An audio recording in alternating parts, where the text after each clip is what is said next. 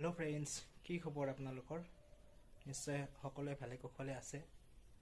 ভাবিলোঁ ইউটিউবত এটা নতুনকৈ চেনেল খুলিম, তাত কিছুমান ব্লগিং ভিডিঅ' আপলোড কৰিম, য'ত ধৰি লওক এনেই ফুৰিব গ'লোঁ, কেতিয়াবা সৰু সুৰা দুই এটা ভিডিঅ' আপলোড কৰিম আপোনালোকৰ আগত।